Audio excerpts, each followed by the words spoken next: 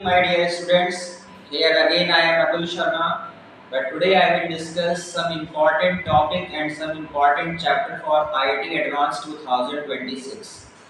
मेरे पास बहुत सारी क्वेरीज आई हैं मैसेजेस के थ्रू बच्चों की। तो बच्चों की डिमांड है कि ऐसे कौन कौन से चैप्टर हैं केमिस्ट्री में जो कि IIT एडवांस के लिए बहुत स्कोरिंग है। तो बच्चों मैं आपको आज कुछ ऐसे चैप्टर और टॉपिक्स के बारे में बता रहा हूँ, इसको नोट कर लीजिए और इसके ऊपर प्रैक्टिस करिए, इसको तैयार करिए अच्छे से, लॉजिकली अंडरस्टैंड करिए, डेप्थ में जाइए और डेफिनेटली आपको IIT एडवांस 2026 में इसका एडवांटेज मिलेगा। सबसे पहले बच्चों मैं आपको केमिस्ट्री में कुछ ऐसे चैप्टर्स बताने जा रहा हूँ जो कि फिजिक्स और केमिस्ट्री दोनों में कॉमन है, जैसे atomic structure, thermodynamics, property of gas.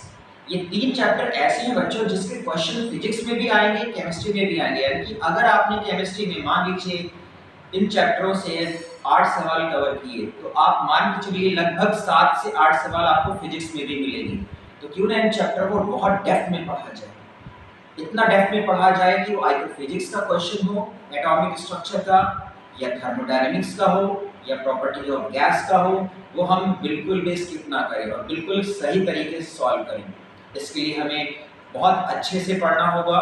जैसे एटॉमिक स्ट्रक्चर में श्रोडिंगर वेव इक्वेशन का derivation, wave function, probability density curve, इनके बारे में डेप्थ में पढ़ना है।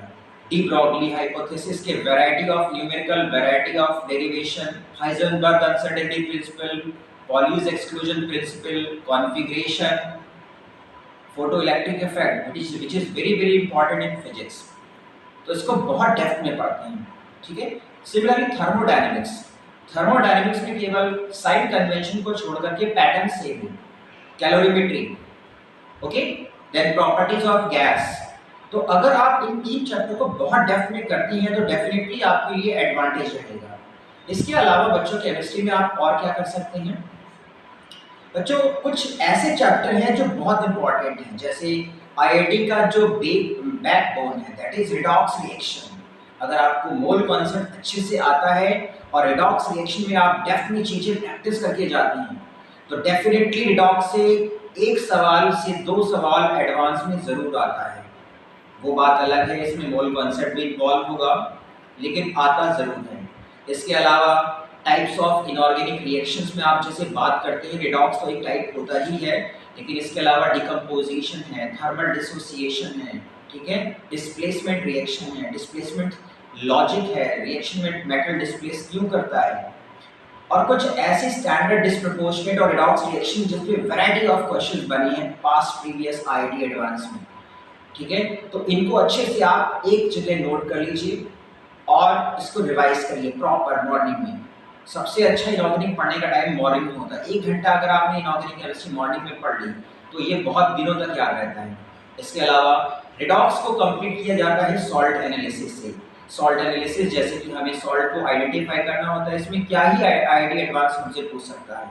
सारे गैसेस के टेस्ट अच्छे से पढ़ लीजिए, रट लीजिए with equation, with formula, with precipitate, with exceptions, ठीक है, all the cations, all the anions, all reactions, all precipitate, flame test, soluble, insoluble salt, okay, and exceptions।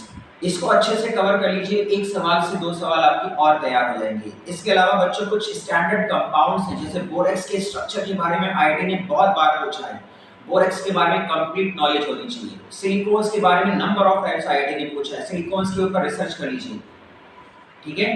Then diamond graphite के स्ट्रक्चर के बारे में, थ्योरेटिकल कॉन्सेप्ट के बारे में आपको बहुत अच्छा आइडिया होना चाहिए। इसके अलावा बच्चों जनरल ऑर्गेनिक केमिस्ट्री अगर आपकी कमांड है तो आप ये मान के चलिए कि 11 का कॉन्सेप्ट ऑलमोस्ट कवर्ड है आपका, ठीक है। इसके अलावा functional group test almost 45 to 50 functional group test हैं, रटे होने चाहिए आपको कि कौन सा कंपाउंड कौन सा टेस्ट देता है। इसके लिए सारे टेस्ट को एक जगह नोट कर लीजिए। Then after application of reagent, important dehydrating agent, important oxidizing agent, selective oxidizing agent, selective reducing agent, important reducing agent, dehydrohalogenating reagent, कब हमें SN1 करना है, कब हमें SN2 करना है, कब एलिमिनेशन 2, ECV, बहुत अच्छे से रिएजेंट्स का मीनिंग पता होना चाहिए।